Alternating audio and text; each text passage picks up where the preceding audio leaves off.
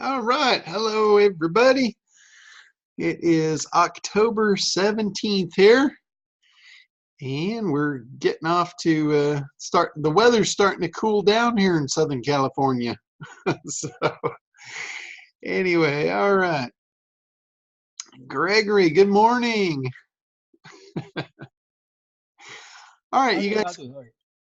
Oh, what was that? Just responding respectfully, how do, thank you. All right. Okay. All right. Let's get started. Anybody got anything you want to start off with? Hey, John, Trust. Hey, Russ, how's it going? Good, how you doing? Awesome. Here I am. Hey, there you are. So it's cooling down. What is it, 70 degrees now? Yeah, it's probably like 71. Oh, I feel for you. It's horrible. So I sent you a link earlier today. Our company is involved with EMV technology at gas stations. Okay. And what it is they're requiring all gas pumps to be able to accept the chip reader by 2020, October 2020. So basically there's only a year left, and a lot of people are holding off and don't want the expense, and it's now becoming crunch time. Well, we joined forces with a couple large players and have recently had an article published in one of the trade magazines. It's not quite Forbes, but it's one of the top trade magazines in our industry. And my question for you is, what can we do to try and leverage that media buzz, and how to get that information out to a lot more places? Well, it definitely sounds like you have a massive opportunity right there. Yeah, so time is of the essence, and we're trying to figure out the best way to make this happen. Yeah, one of the things I would do, since the people, okay, here, the people that are doing that, you just said it yourself. They're not pulling the trigger because they don't want to make the expense. They're going to wait till the last minute. So those are the people that you're really going to be able to take advantage of, is the ones that are waiting to the last minute. So what I would be trying to do right now is I would be trying to get them onto any of your pages any way that you can, so you can target them with a retargeting pixel. That way you can keep following them around until while that counter is counting down, you could have a really cool ad campaign like, there's only 59 days left. Click now before it's too late. You could actually have a really cool campaign like that. And your ability to follow them around would be really, really effective, I think, especially when it comes into the final days. Right. And what would the first step though be to get the get people to read this publication? Well, yeah, your first step is to figure out what is popular right now. What are people actually looking for? Because even if they're not ready to buy it, they're probably still interested in finding out if they even need to. Because whenever a scare comes out like that, the first thing people do is they run to research.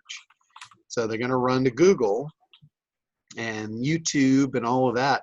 I would for sure kind of make a strategy plan around that for what is it that they're hearing.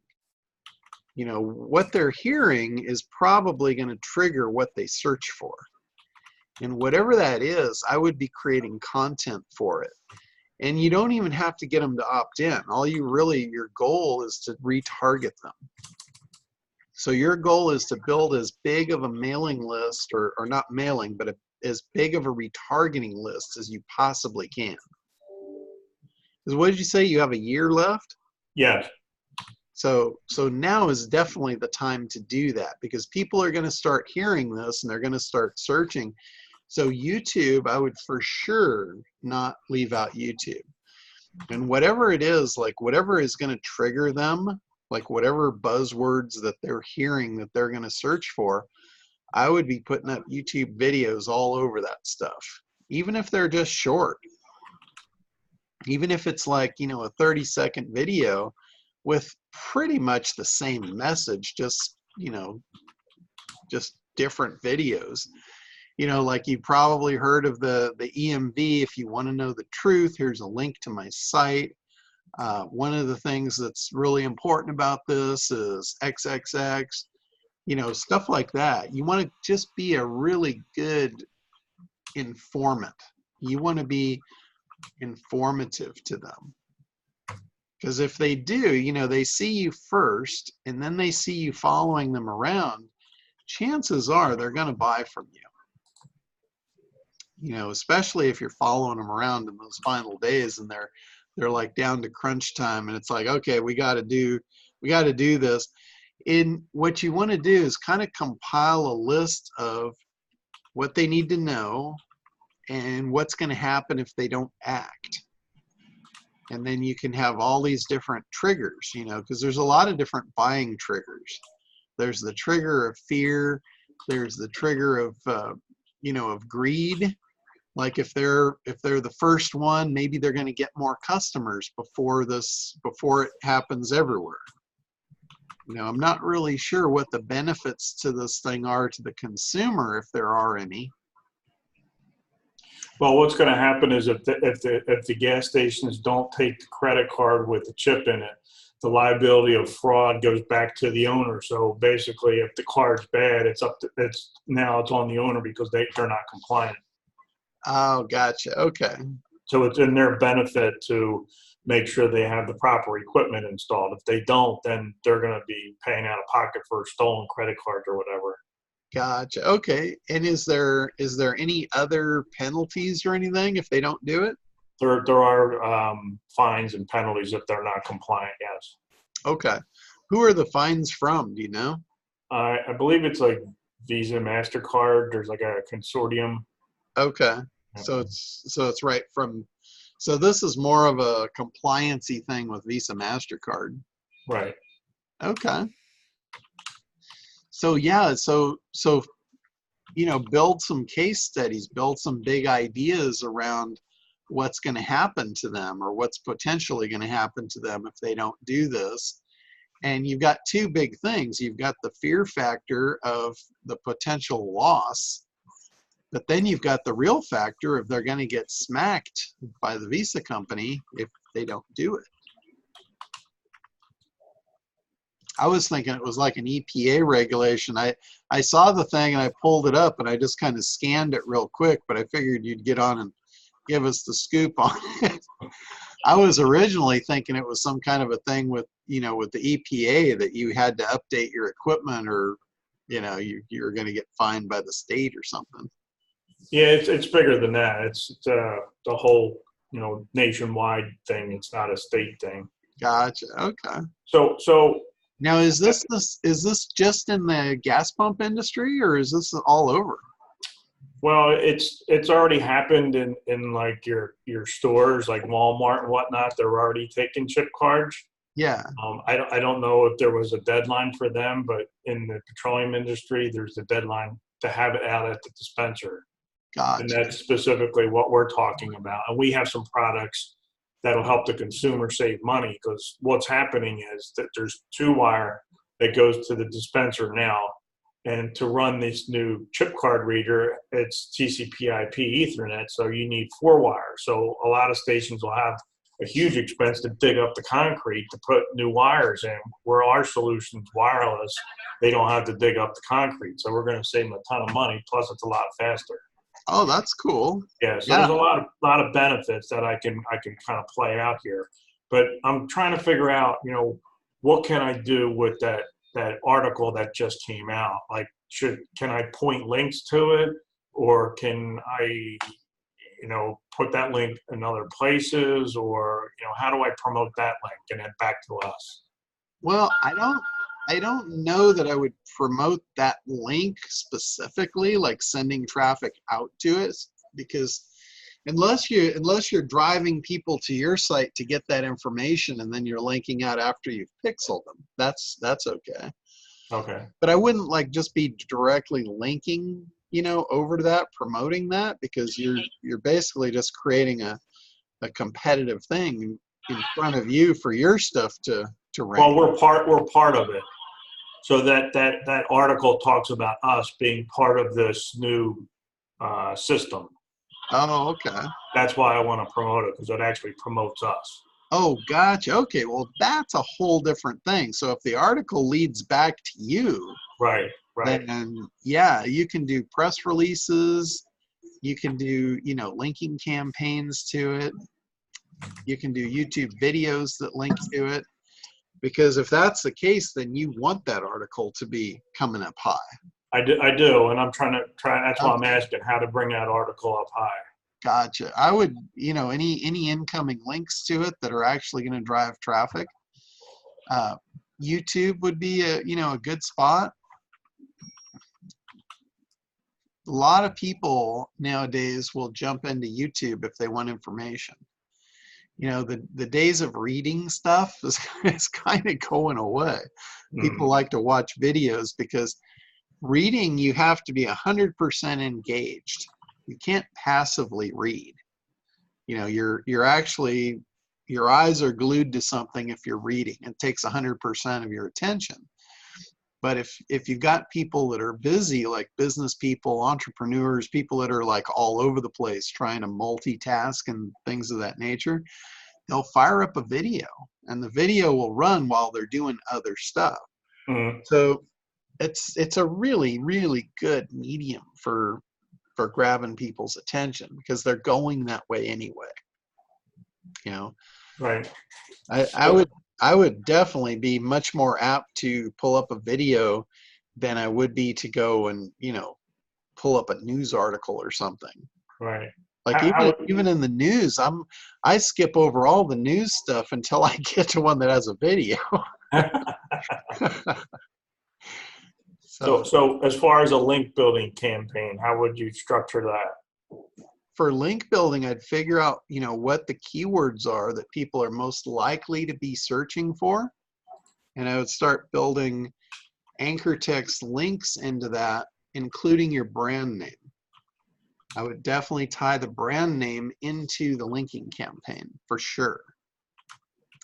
The other thing that you could do too, what domain was that site on? Or what site was that article on, rather? CSP what's it stand for?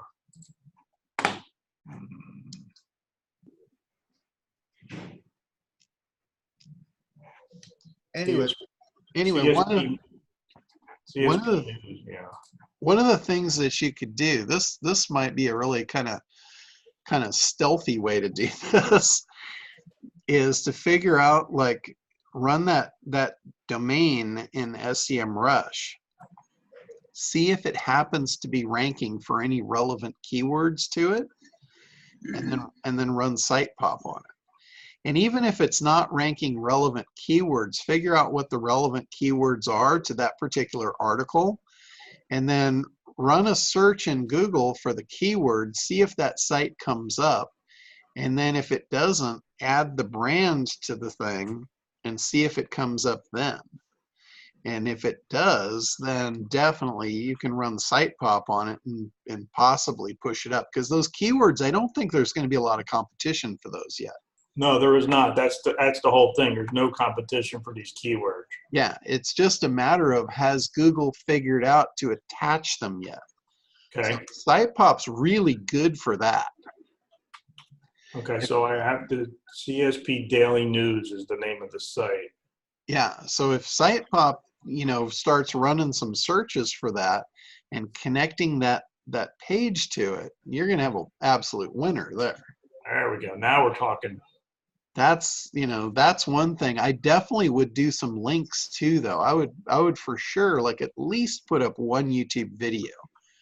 And all it has to be, just do a screen capture. Just open Zoom up and record yourself. Mm-hmm. And, just a 30-second thing or a 2-minute thing or whatever. Just say, hey, this is Russ from Allied, and I'm here just to tell you what's going on, and just give them a news update. Just pretend you're a news reporter. Just say, here's what's happening. Here's why it's important to you. Here's what I think you should do, and then give them a call to action. send them over to your site to, you know, to find out more. On the site now, here's the rest of it. You're basically, keep in mind, whenever you're doing a marketing campaign, you're building a mousetrap. No matter how you slice it, you're building a mousetrap. The biggest thing to catch a mouse is to take the whiskers off the cheese. So, you know, as soon as they feel like they're going to get sucked in or trapped or whatever, they get real cagey. So that's why I said put the targeting pixel on there. So all they have to do is hit the page. They don't have to opt in for anything, and you're going to be able to follow them around. Right. The other thing is if you can have an actual opt-in for them to get more information, like tell them, you know, there's two ways. You're going to have to do this, or it's going to cost you a lot of money. There's two ways to do this. There's the really expensive way, which is call in a construction crew, dig up your cement, put new lines in, or there's the easy, cheap way that we're willing to share with you. You know, we've got this really cool solution where you don't have to do that. It'll save you all that expense, and it'll still make you 100% compliant. Don't tell them what it is. Just tell them there's an alternative that you would like to share with them, and if they opt in, they can get access to that information. So something like that, and then, you know, you can opt them in. Then you can give them a sales page or a video, or, you know, whatever it is. But it's all education. You know, you're educating them on a problem and a solution. Right. Okay. Because they're not going to be able to do it themselves. This is not something where, you know, they just go out and polish the equipment and it works better. Right. No, exactly. They're You have to know what you're doing. Yeah, they're going to have to buy something here. Yeah. And when you educate them into there's two ways to go, there's the way of tearing up your place and being out of business for a week and having all these major expenses, or there's the way where you don't have to stop business. You know, you can do it for a third of the cost, no construction, no downtime. I mean, you just paint this magnificent picture of, you know, the right way to go. Right. Okay. So, awesome. Yeah, yeah. I mean, that's a really good scenario to, you know, to build a campaign around. Yeah, it is. That's why I figured I'd come to you, see what kind of ideas you had swimming around up there. Yeah, yeah. That's kind of how I would go about it. But you've got two things. You know, you've got the idea that people are going to be looking, so you need to be ready for that. And then when they do, you're trying to opt them in, but you're also trying to retarget them. And then you also want to build a marketing campaign around retargeting. And I think a countdown is really, really cool. You know, that whole countdown to disaster. And you also want to have a time frame of what this takes to accomplish for both ways. Like, let's say they're going to do the construction route. They're going to do the expensive, painful way. How long does that take? So if that takes 30 days, then their deadline to start is 30 days prior to the actual deadline, right? Right. If yours takes, you know, 4 hours, then you have a massive opportunity to those ones that are already past the major deadline. It's too late for them. They've lost their option. They only have one way to go. I just thought of a great one. I could just come up with a couple infographics that shows a comparison of, you know, their way to our way. Yeah. Yeah, comparisons. I know a lot of people, they do that in their long form sales letters. They'll put a comparison. And really, you know, another thing, like when you relate that to the ACT program, you're stacking massive value, and you're making it ridiculous. You know, you're making it absolutely ridiculous for them to even think about going a different direction. So. Okay. Appreciate your help there, John. Thank you. Yeah, absolutely. So get yourself a big idea and get with the program. Don't let this one pass you by. I know. All right. Who's up next? Let's see here. We got Gwen on. I haven't seen you in a while. How's it going there?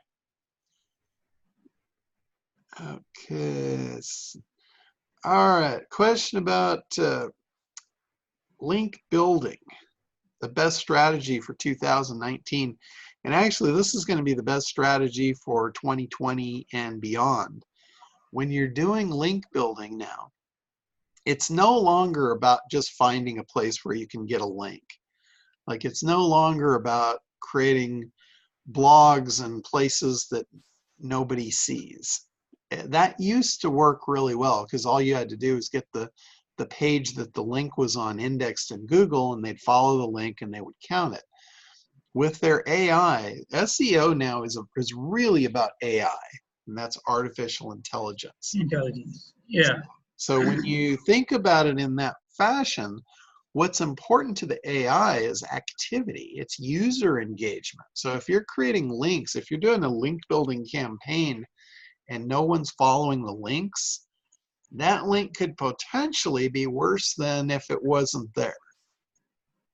So Yeah. you don't want like thousands of links that no one's following this at this point. The more links that you can build on relevant sites that actually have users on it, that the information would be useful and they would click on it and they would get good value out of it. That's how you should be thinking about your link building. So link building at this point is not what it used to be. It used to be just about getting as many links as you possibly could, getting the anchor text dialed in so it gave you the value of the link. So what's more important now is becoming useful.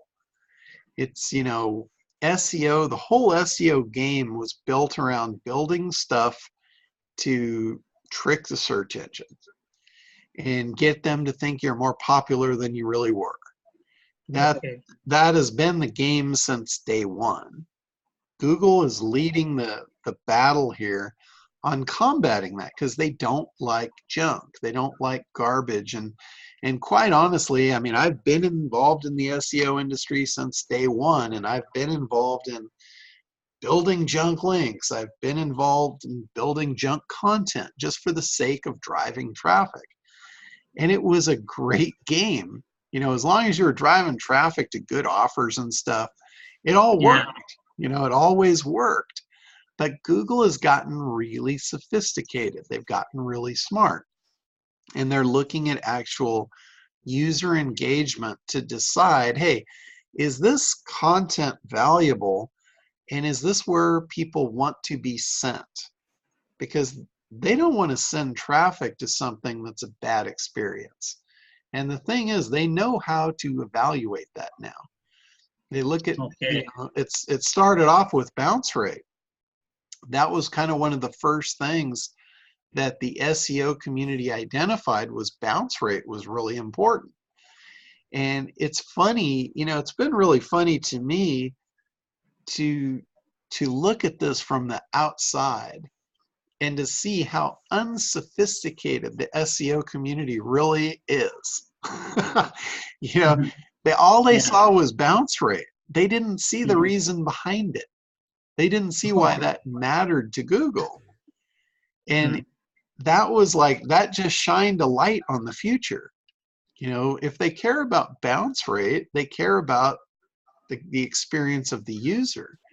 So where that leads to is that leads to actual, real quality content that users going to consume and value, and either purchase a product or want more or stay connected to that person, you know, engage in their social media, follow them, and be connected. And Google knows everything about that, because back in 2006, Google put in a thing called safe web browsing. They created a new part of their company, and it was kind of, you know, Google gets into everything. They want to be involved in everything that everybody does. So, you know, that's why they came out with the phones, you know, and Android and all of this. They want to have their fingers in everybody's pie. So in 2006, they came out with a division called Safe Web Browsing. And what that was, a really good idea. It's a great concept. And it's to protect people's computers. So it's like, think of it like a screen door. It's in every web browser. Google's behind it, but it's in every web browser, even the ones that run on Mac, like Safari and all of those. It's not just Chrome. It's in every web browser, and it's a mechanism to protect your computer. So every time when you make a request, like you put something in a search bar, or you click a link, anything you do on your computer that makes a request across the internet, that request goes out to another server. The server shakes hands, the two servers shake hands and say, you know, here, I'd like this piece of information. The other server sends it back, and then it comes up full screen in your web browser. That's kind of the rudimentary way it works. So what Google did was they put a screen door in there that when the information came back, before it gets to your computer and displays, it goes through the screening process to see if there's a virus or anything evil. And that's called safe web browsing. And it's since 2006, it's been in every web browser.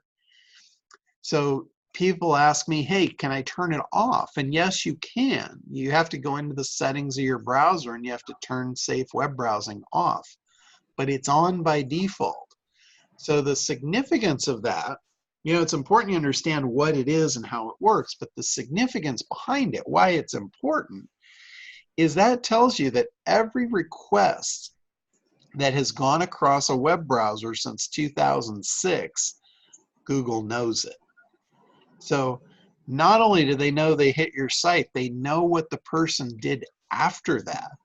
They know if they went out to your social media account. They know if they liked you. They know if they friended you. They know how often that you go back and visit and you reconnect. They know all of that.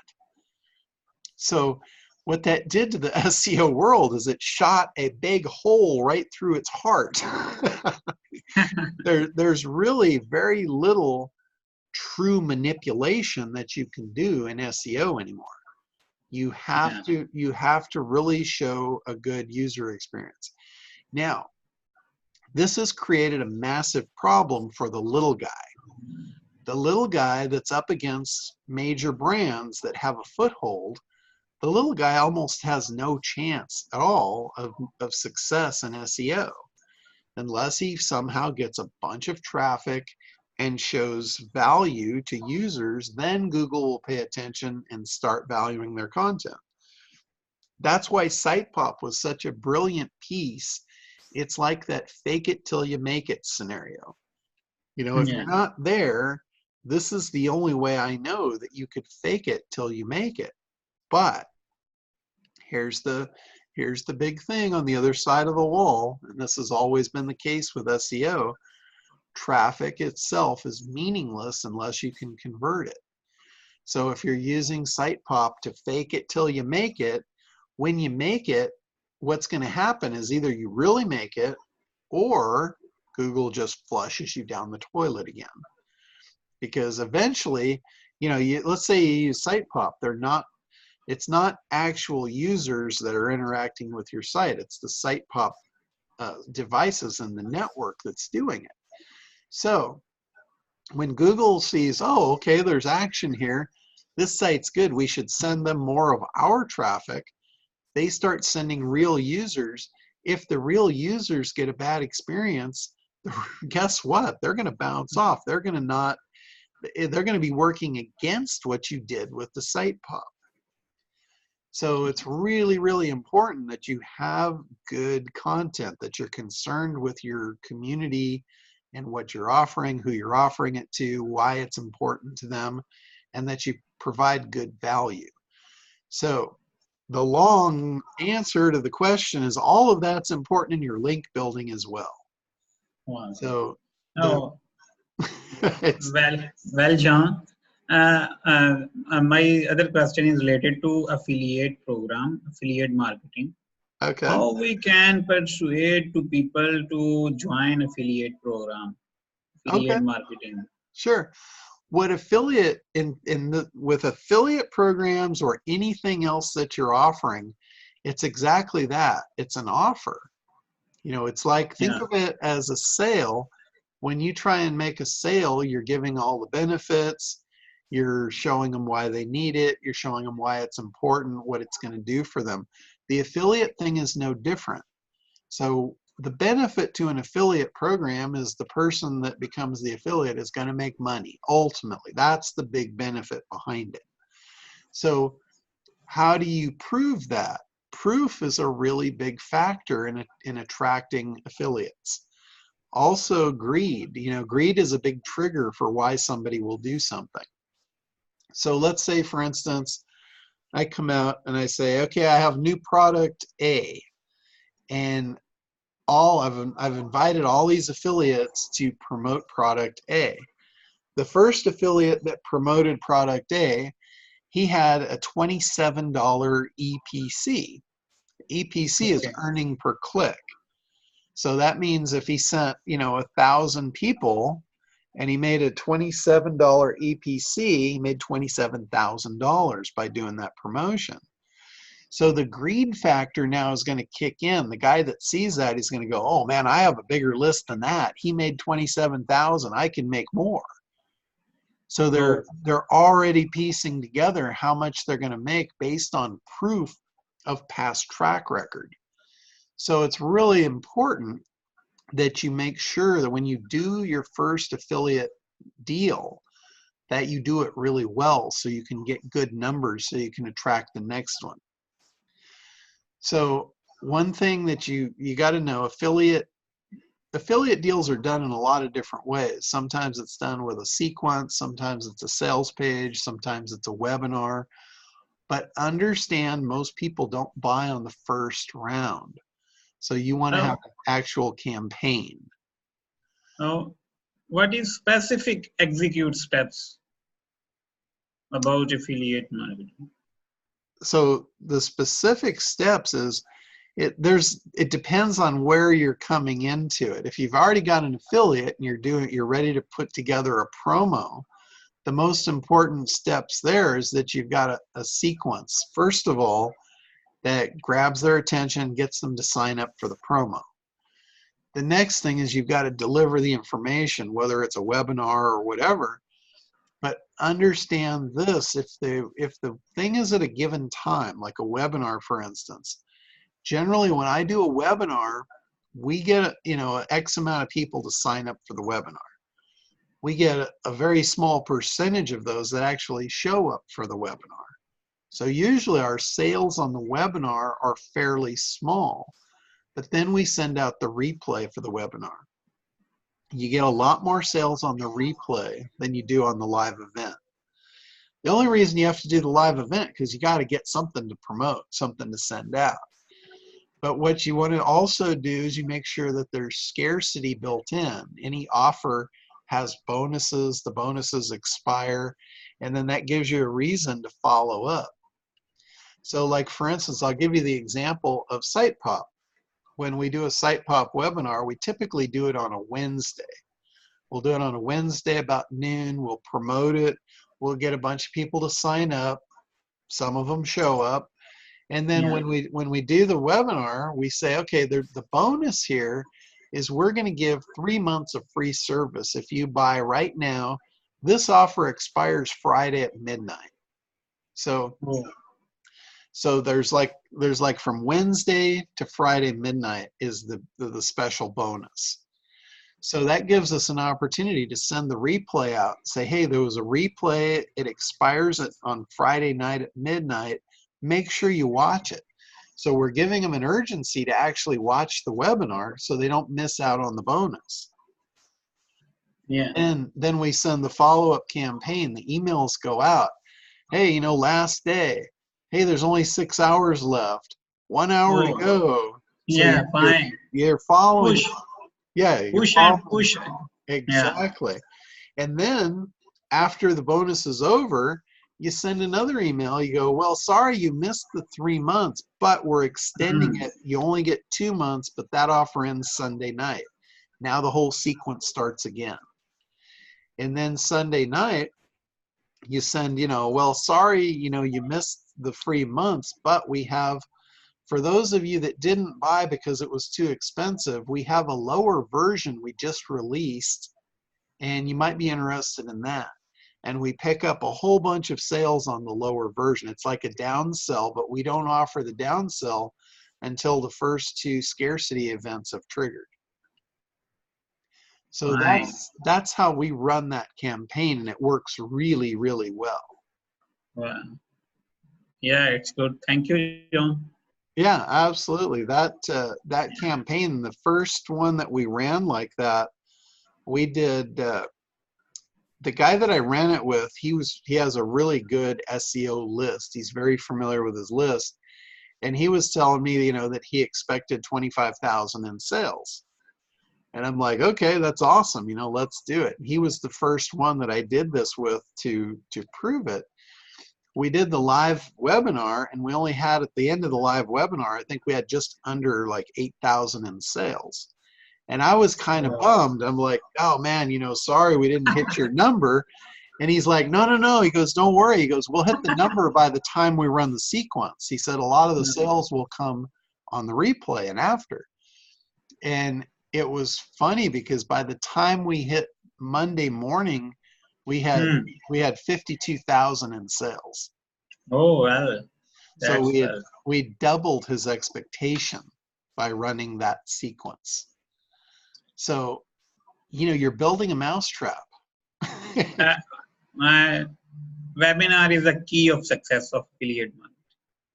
Yeah, webinars are a really good way to go. The webinar, it gives you the excitement of a live event, so you'll get some people that way. And then, if you've got to do it right though. You've got to build scarcity in, you've got to build proof in, you've got to get all the sequence. Just doing a webinar, I know a lot of people that do webinars and they're not successful. And when I look at it, they didn't have a strategy behind it. They just get on, they start talking. There's no real rhyme nor reason for what they're doing. They're not leading people down a certain path. They're not creating demand and desire. They're not eliminating objections. All the stuff that you do in a marketing campaign, in a sales process, they're not doing it. They're not creating scarcity. They're not building the value. They're not making comparisons. They're not following up with proof points. A lot of times they don't even really tie it to the benefits, and I'm like, why would somebody buy this? So when the more of those things that you do, the more effective that your marketing campaign is going to be, whether it's a webinar or a sales page or whatever the process is. The more of those things you have in place, the better it's going to work. Okay. Well, thank you. Yeah, absolutely. All right. John? Yeah, Gwen, go ahead. I finally got myself unmuted, but anyways, would it work in, like, as you're talking the campaigns, isn't it the more interaction, the better? In the campaign, like in a webinar? Like, well, I'm thinking you could do a webinar, or you could do like a game or something and have them searching through your website, or depending on what your venue is. Yes, absolutely. The more you can get someone to interact with your process, absolutely. And that's why a good salesperson will do that. A good salesperson will ask questions, and they'll actually bring you into the conversation, so you feel engaged. You feel important. It's not just they're not just giving you a 45-minute lecture and then asking if you want to buy it at the end.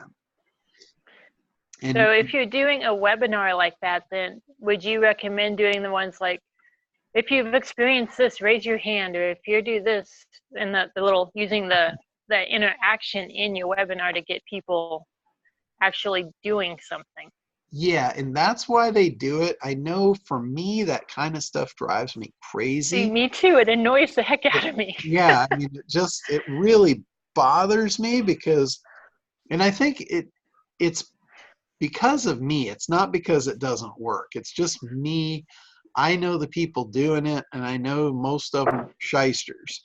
and they're you know, they may not even have anybody on the call, but they're doing it just, you know, to do it. And but like if you're on stage, let's say you're on stage, and we'll take it to a real life scenario. You definitely want to get people raising their hands, and that's again why they're doing it. They're trying to do it online as well. The reason that if you ask someone to raise their hand and they do it, you just gave a command and they followed your instruction. The more times that you do that, the more likely they will be to follow your instruction when you come to the final call to action and say order now, or follow me to the back of the room, fill out your order form, come back there, turn in your order, and I'll answer any of your questions. There'll be a line there, you get in the line, and then, you know, if you have any issues or anything, we'll take care of it right then.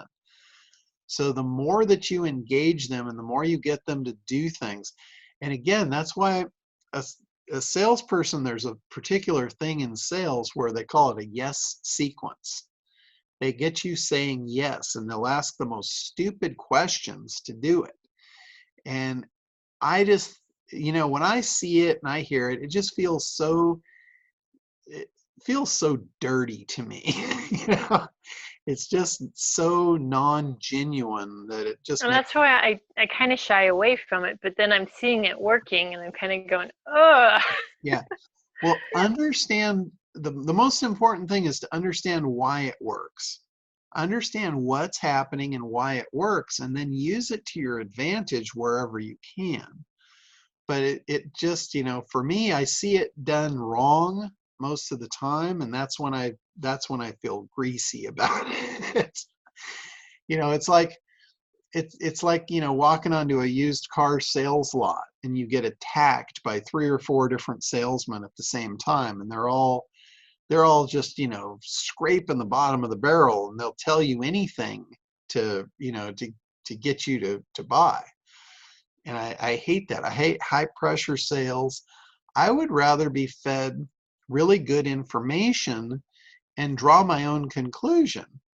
So what, you know, if you ask the right questions and you get them to draw their own conclusion, you can do that without anybody feeling bad about it at all. Like, you know, for instance, when I used to do a lot of sales presentations for SEO when I was actively selling SEO services to clients. And the way I would do it, I would go in for the presentation, and it wasn't at all about a presentation. It was more like I was taking a survey. You know, I would ask them who their most profitable customer was. I would get them feeding me information about who is important to them.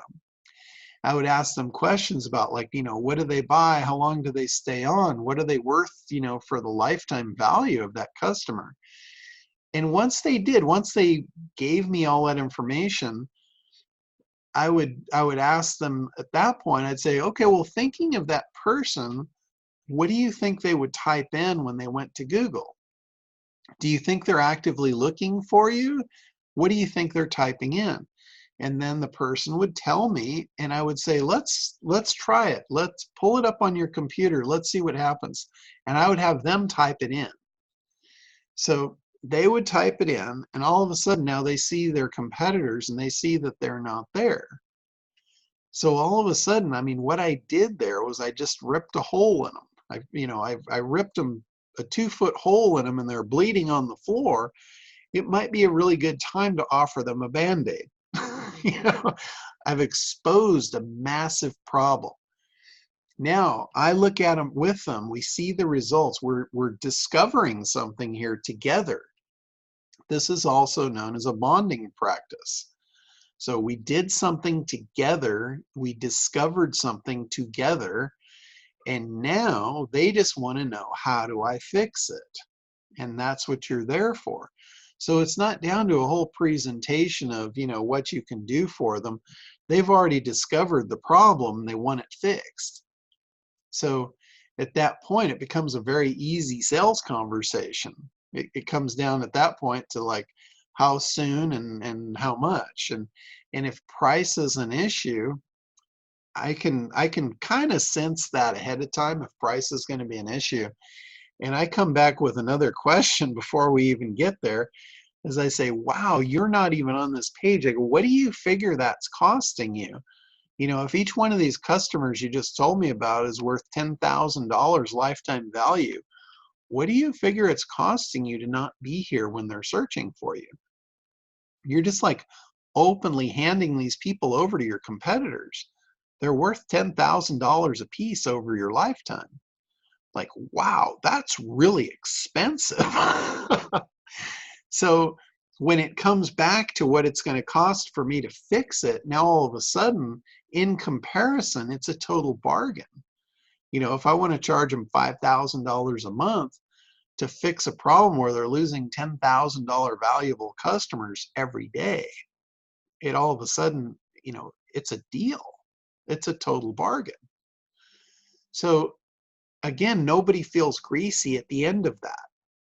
You know, it's not like, say, I go in and I say, oh, well, you know, if customers are important to you, could you raise your hand for me? I would feel like an absolute ass if I did that. So it's figuring out what's the right questions. How's the right way to engage them? How do I engage them in an actual experience? You know, not just raising their hand to answer stupid questions so I can get them in a yes pattern. You know, it's actually a discovery. I'm bonding with them in a discovery process. They're discovering their problem. They're discovering that I'm a really good solution for them. And if you can do that with your product and your prospects, you'll do really good at attracting new business. So that's basically the way to go about it. You know, Jim references NLP. You know, that's where the yes questions, and there's a lot to this. If you understand and you really learn NLP, you can use it for good and you can use it for evil. And I really recommend that you use it for good, because the evil path, no good will ever come from it. But it really is. You know, I talk about the two things, and this happens. I refer to this as a presentation, like a sales presentation, but it really should be more of a conversation. It's you and a prospect are having a discovery process. You're having a conversation. And in the process of that, if you can seduce their heart with the claims of what they want, and then satisfy their head, you know, you have to seduce the heart, convince the head. So you convince the head with proof, logic, facts, reasons. The heart, you seduce the heart with benefits, desired outcome, what they really want. So if you can combine those two into a conversation, you should do really good at getting the person leaning forward, moving forward, wanting to work with you without all that cheesy crap. So that's the way I feel about it. Like for me, I think for me in a webinar, rather than asking people to type a 1 in the chat box, you know, I would prefer to look at it and say, wow, you know, there's 80 people on the call. About half of you guys, I know you guys. I know this is important to you. The rest of you, it's probably important to you as well. Here's the reason why it's important. The people on here that I know they know this because they're getting the value out of it. So now I'm including them. I'm like telling the ones that I don't know, I'm like including them in the fold. It's like, okay, you guys are with us now. You're part of our group. You're an insider. And here's what insiders know. So you're, you know, like Frank Kern talked about that. He's like, bring them into the fold is what he called it. When it's like the classic us versus them scenario. It's either you're one of us or you're one of them. Nobody wants to be one of them. You know, that's the whole hero villain thing. So, you know, when you can bring them in and let them be part of us, They feel a connection.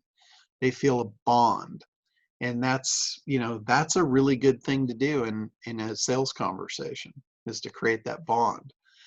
Another reason that you see a lot of guys, I haven't seen it as much anymore, but a lot of guys in the past, they would do their sales video while they were driving in a car. And, some people said, oh, that's just vanity. They just want to show off their car and all that. But there was actually a real reason behind it. What they were doing is they were taking you on a journey. It wasn't just like they were talking to you and everything was static. You actually went on a journey with them. They included you in traveling. They included you in going from one place to another. So you actually felt like you took a ride in the car with this guy. He was just talking to you, and you were taking a journey together. So that's the reason behind why they did that. Some of them did it better than others. Some of them did that really horribly, and others did it really effectively. Frank Kern was one of the ones that did it really effectively. Andy Jenkins was another one. He was a master at video ads and things like that. And I just said it. He passed away here about a week and a half ago. For any of you that didn't know that, Andy Jenkins was, he was one of the legends in marketing, and he did a lot of programs. He came out with a lot of coded programs like the Evergreen webinar system. He was one of the co-founders of Kartra. So for those of you that are familiar with Kartra, one of the big important guys is no longer with us. He's passed on. Cancer took him out. So anyway, that's kind of a bummer, but I didn't know if you guys knew about that or not. All right, so anything else before we wrap up? I do want to mention next week I'll be shifting the call. I'm probably going to make it, probably going to shift it to Wednesday, because I've got a speaking engagement on Thursday. So it'd be kind of tough to get it pushed in the morning unless we did it like at 8, and that's probably a little early for most of you, including me. So anyway, we'll probably be pushing the call next week to Wednesday. I'm thinking Wednesday or Friday, but probably Wednesday. So anything else here before we wrap up for the day? All right, guys. Yeah, Gregory, if we do it Wednesday, I probably will do it same time at 11. So I'll figure it out. I'll send an email out, and we'll get it locked in. John, I put in the chat there, is there a tool to find YouTube keywords, or can you assume they're just similar to Google keywords? Yeah, they're very similar to Google.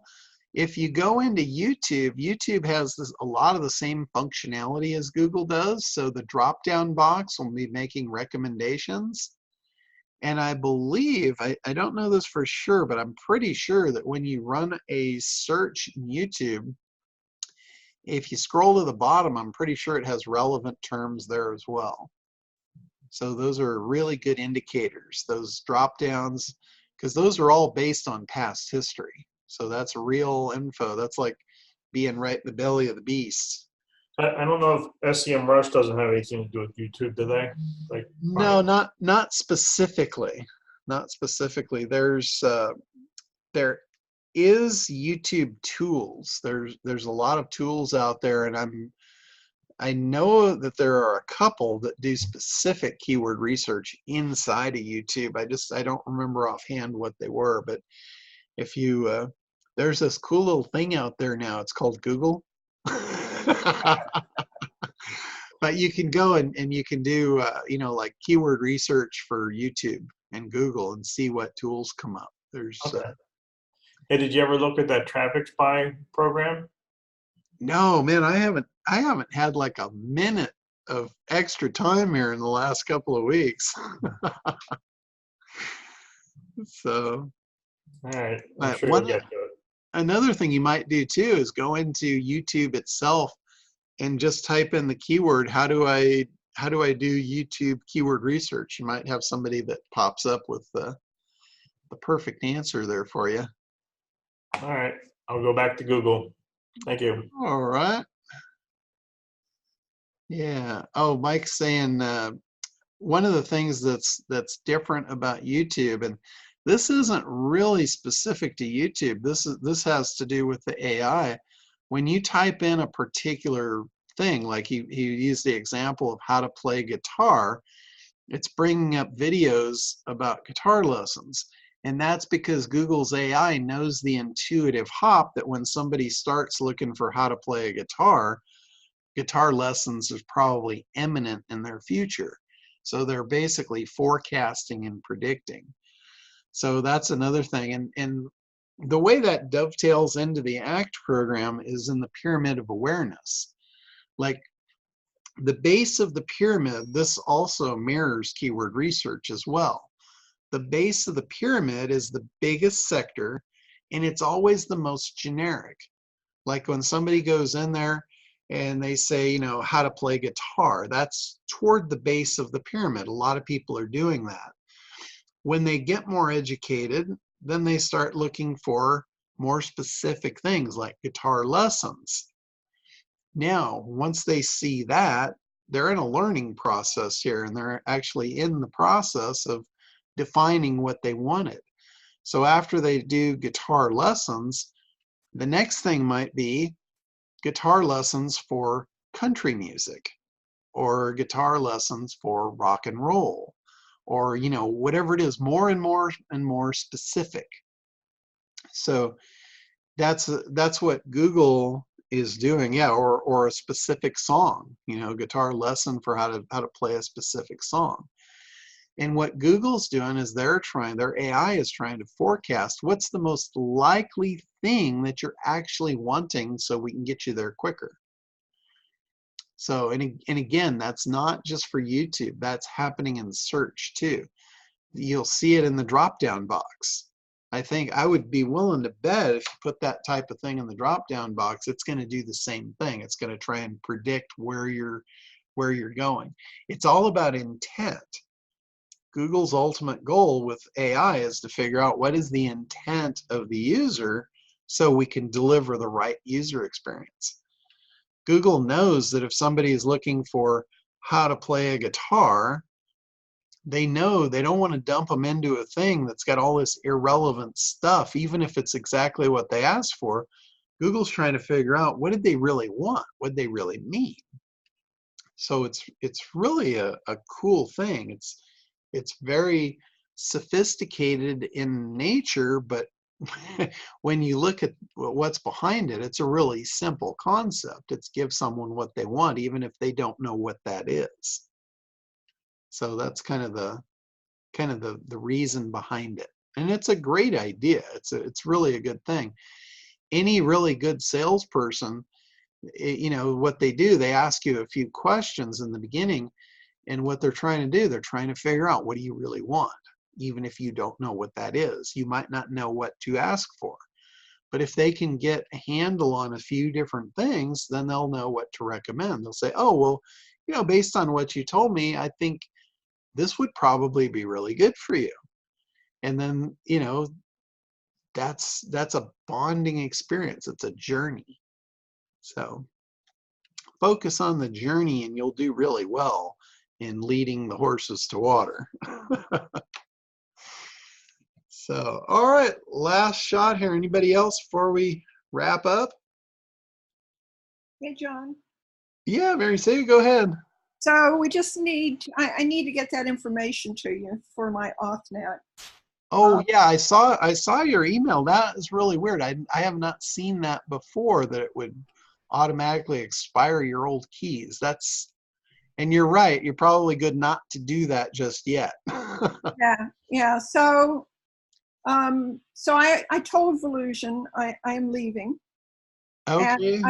And he says, okay, well, you know, good luck. Just like I don't expect you to have any good things happening out there without us. So I got an email this morning, and apparently they would like to play ball, and they dropped my what they want to charge me. Yeah. So I'm just like so ready to move on. Yeah. And but I just need to make sure that I get it right, and I don't want to screw things up on the way out, so Yeah. that Yeah. the Absolutely. website goes down. Yeah. Well, we're kind of shooting for Tuesday to do that. So if that's the case, then maybe what we'll do is we'll plug in your OffNet stuff on Monday, Okay. and that way we don't have any concern about that. Okay. Well, I'll let you know. I'll let you tell me when the time is right to do it, so that I don't accidentally do something wrong, and and I'm the cause of everything that's has to do with us going down. That would just be so appalling. Yeah. Yeah. You don't want that on your shoulders. Yeah, for sure. Been there, done that. So, all righty. Thank you. Thank you. All right. You're very welcome. Okay, everybody, that's it for this week. We'll see you at a different time next week. I think it will probably be Wednesday more than likely. But anyway, I'll let you know. Send an email out, and we'll talk to you soon. Have a great week.